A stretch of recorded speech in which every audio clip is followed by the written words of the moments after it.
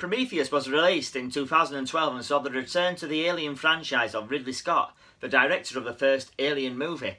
And the movie stars Noomi Rapace, Logan Marshall Green, Idris Elba, Guy Pearce, Rafe Spall, Charlize Theron, and I like this movie quite a bit, to be honest. It's not my favourite. It's probably out of the Alien franchise. If I was going to rank it, it'd probably be my third favourite out of the bunch. There's a lot right with the movie. There's some things wrong with it. When it first came out, it had a lot of complaints. A lot of people didn't like it. It was split pretty much 50-50. You know, you either liked it or you didn't. I think a lot of people have eased up on their critical opinions of Prometheus now. And with Alien Covenant coming out next week, people are kinder to Prometheus, and they want to see how the story follows on through Alien Covenant. Now, basically, the premise of the film was scientists discover cave paintings, which shows that these ancient civilizations, on the cave paintings, there was like the drawings. They were pointing to these like stars in the sky, and they came to they made a constellation. Basically, they wanted to see who created the human race. Now, this film, it kind of was meant to show you the history of the space jockey creature, which was shown in the first Alien, the giant creature in the chair with the big open chest wound. It doesn't really do that. It was promised, but it doesn't really do that. You do find out that these creatures, these space jockeys, which are now called engineers, basically created the human race, and it shows you with a nice little sequence at the start over the opening credits of one lone engineer taking some sort of a black gooey type thing. I'm not sure what it is. It's some alien liquid, ingesting it, and then it sort of like destroying him. It breaks his cells up and basically creates life on Earth. So yeah, these scientists, they find these cave paintings, and then it goes on a couple of years, and they're on a space expedition on the ship Prometheus. And in the crew, it's funded by Charlize Theron's character, who it doesn't. I can't remember if it actually says if she's from. She's something to do with Wayland Corporation. Now in the previous films, the company is called Wayland Yutani. In this, it's just Wayland Corporation, which I kind of like. You know, it's still got Wayland. You do see Peter Wayland in this, the founder. And I'll get to him later on in the review, because he's like one of the down points of the film, the negatives.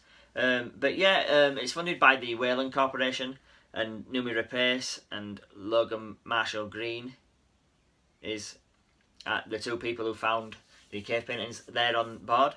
Idris Elba is the captain. Rafe Spall and Sean Harris, I think he's called. They're a couple of scientists. I think it's a 17-man crew. Basically, they go to the planet which is depicted in the cave paintings, into that system. They find that it's got a sun, and it's got one planet in that system with a moon. They go to that moon, find some installation, some like ancient installation, go inside it, find that there's some dead bodies of these engineers, and things basically go wrong from there. This alien gooey type substance starts affecting some of the crew, and things go wrong. They find the engineers, they find that one is still alive, and is not happy to see the humans, basically. Michael Fassbender is in this. He's playing another synthetic, and he's called David. I think he's my favourite character in this. He's brilliant. He's got a really posh English accent, and there's a good sequence at the start of the film where all the humans are in cryo sleep, and he's like wandering the ship, learning different languages, watching Lawrence of Arabia, playing basketball, things like that, just to occupy his time. And he's a really good character. Most of the characters are good. I like Noomi Rapace's Elizabeth Shaw.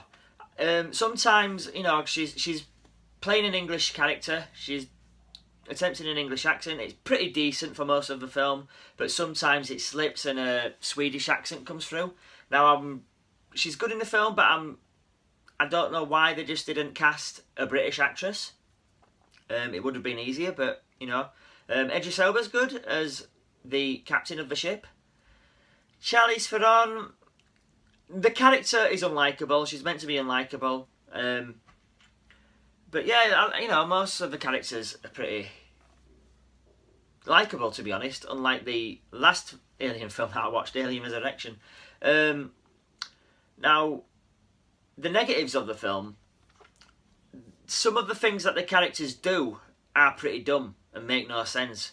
Obviously, it's to push the story along, but, you know, things happen and they just don't make no sense. Like, when they go on their first expedition out into the installation, two of the scientists, Fairfield and Milburn, who are played by Sean Harris and Rafe Spall, they get separated from the rest of the group, and they end up getting lost, and they have to stay behind after a storm happens, and the others have to go back to the ship. They get lost, they have to stay behind in this catacomb type place, and they come into this, they happen upon this room where all the black gooey substance is, and it creates a couple of like worm-like aliens. Now, a normal person would be like, I'm not going near that. They'd basically crap their pants and go, nope, I'm out of here. But the Rafe Spall character starts like trying to touch it and things like that, which absolutely makes no sense.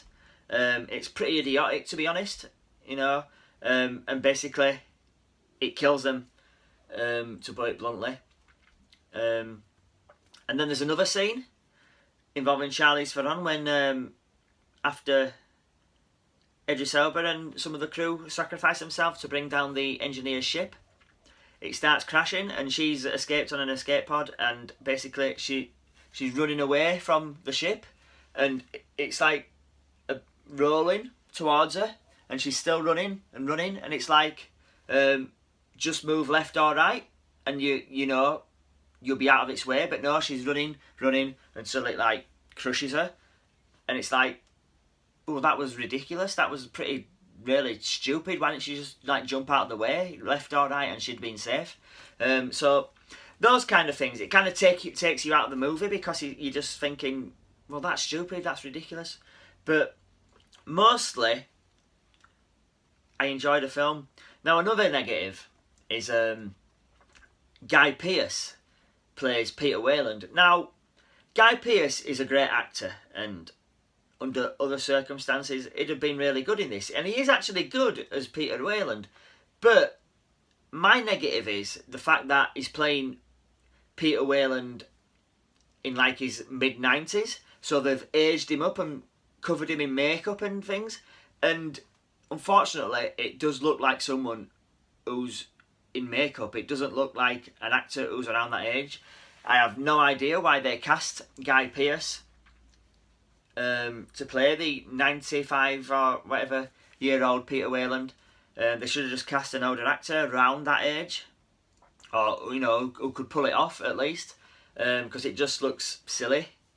Now, they did, as promotional work for Prometheus, they did like a series of TED Talk videos which had the younger Guy Pearce, the younger Peter Wayland giving these talks, giving these long speeches to conferences, and it was played by Guy Pearce, and they were really good. It's just unfortunate that, you know, they kept Guy Pearce to play the older Peter Wayland, and it just, to me, the makeup just looked pretty bad, to be honest. The film ends, and basically it shows the birth of an alien type creature who looks pretty similar to the xenomorph but isn't. So it's kind of like the prototype xenomorph type alien. Now in Alien Covenant, we're supposed to be getting like 2 types of alien, a neomorph and the xenomorph. So we'll see where that goes. The film kind of leaves you with questions, and I really do hope that Alien Covenant, picks up the storyline of Elizabeth Shaw and David, because basically they're the only 2 survivors out of the 17-man crew. But that's to be expected in an alien film. Not many people survive these films. But yeah, I really do hope in Alien Covenant that they follow up on the stories of Elizabeth Shaw and David, because basically the film ends where they're going to go to the engineer's own world. Now, whether the film will show that or not, if it doesn't, I will be extremely disappointed, because I do like the characters of David and Elizabeth Shaw, and I do want to follow their story. So we'll see what happens. But I do like the film. It's it's good overall. So I'll give it a rating of B+.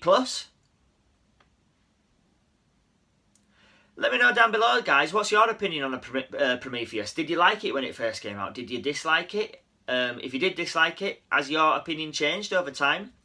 What are you open to see in Alien Covenant? Are you open to see the follow-on story from Elizabeth Shaw and David? See what happens to those characters? Let me know down below, guys. Write in my comment section. Like and share my channel. And remember, guys, stay heroic.